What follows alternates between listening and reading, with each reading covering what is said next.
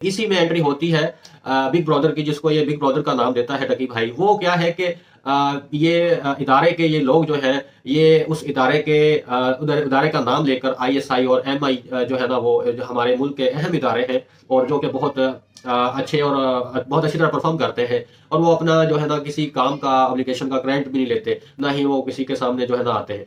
तो वो जो है ना, उनकी मुदाखलत होती है इस केस में, जब उनको पता लगता है कि इस केस में उनके नाम पर जो है रकम बटोरी जा रही है और लूटा जा रहा है। तो वो कई दफ़ा तो डकी भाई के पास वो आता है और वो पूछता है कि उनका नुमाइंदा कि भई एजेंट आप कह सकते हैं, तो कि भई तुमसे कोई ये पैसे को मुतालबा तो नहीं कर रहे? तो इस तरह की तुमसे पैसे तो नहीं लिए? तो इसने कहा जी नहीं लिए। क्योंकि इससे पहले जो है ना, इसने एक एहलकार को बताया था, मुतलका इदारे के ही एहलकार को, कि इस तरह इन्होंने मेरे से पैसे जो है ना वो लिए हैं। तो इसको बहुत ज़्यादा जो है ना मार पड़ी थी, जिसकी वजह से ये डर गया था कि शायद यही लोग मुझसे ये कन्फर्म कर रहे हो कि आया कि मैं बताता हूँ, कि ये नहीं बताता किसी को। तो इसने नहीं बताया, 2-3 दफ़ा वो आया इसके पास, इसने नहीं बताया। फिर जो है ना, जिस दिन इसका रिमांड होता है 23 दिन बाद, जुडिशियल रिमांड जब होता है, तो जब ये जेल जाने से पहले फिर इसको वही बिग ब्रदर जो है ना वो मिलता है, एजेंट, एमआई एजेंट जो है। तो वो इससे फिर पूछता है कि तुमने इनको पैसे किसने तुमसे पैसे लिए? ये नहीं पूछता कि तुमने इन्हें पैसे दिए कि नहीं, ये तुमसे मांग रहे हैं कि नहीं। ये कहता है कि तुमने पैसे किसको दिए, किसने तुमसे पैसे लिए? तो इसने कहा मुझे तो ज़्यादा डिटेल्स का नहीं मालूम, मेरे घर वालों ने ही अरेंजमेंट करके कोई लोन शोन लेके इनको दिए हैं और इतनी रकम दी है, तो जो कि तकरीबन 60 लाख रुपए दिए थे।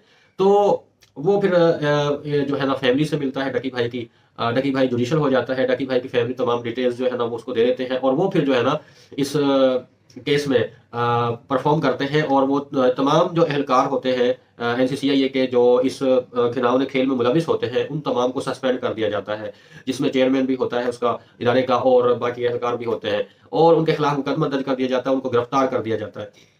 तो ये जो है ना यहाँ से इस केस का जो है ना वो काउंटडाउन शुरू हो जाता है और डकी भाई के ये फेवर में यहाँ से काम शुरू हो जाता है। तो इसके साथ ही जो है ना वो मजीद फिर जब हाई कोर्ट में बेल फाइल की जाती है, तो वहाँ पर जो है जस्टिस शहराम सरवर साहब जो है उनको मैं सलूट पेश करता हूँ कि उन्होंने ये बेल मंजूर की और इंसाफ पर मबनी एक फैसला किया।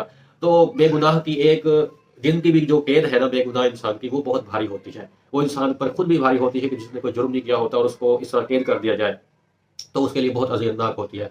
तो बात ये है कि अब डकी भाई के साथ ये जो कुछ हुआ, इसमें 2 जो है ना मैं कहूँगा कि फैक्टर हैं। एक फैक्टर ये है कि जिन्होंने ये घिनौनी साजिश रची और इसके खिलाफ जो है ना डकी भाई के खिलाफ इस तरह का ये मुकदमा बनाकर उसको तशद्दुद का निशाना बनाकर और उससे रकम बटोरी गई।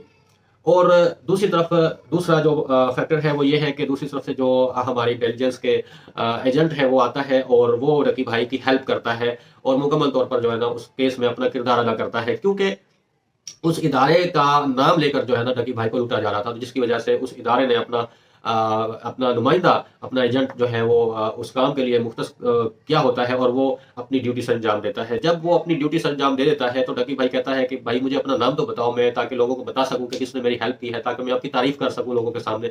तो उसने कहा हम अपनी शनाख्त नहीं करते, हम सिर्फ अपनी ड्यूटी करते हैं। हम हमारा नाम जो है ना हम अपना नहीं बता सकते और ना ही हमारा नाम लेने की जरूरत है।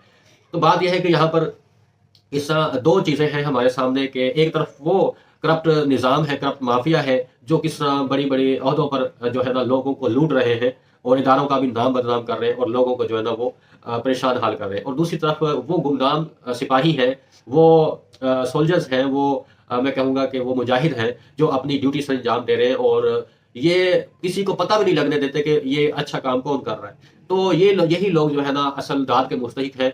यही लोगों को असल जो है ना मैं कहूँगा कि काबिल तहसीन है, जो खुफिया तौर पर जो है ना वो मदद करते हैं और अपने जो है ना मकासद की तकमील करते हैं। और इस तरह के शरपसंद और इस तरह के जो है ना वो करप्ट लोगों के खिलाफ जो कार्रवाई इन्होंने की है, मैं इनको वाकई जो है ना सलूट करता हूँ कि ये बहुत अच्छा काम इन्होंने किया है। और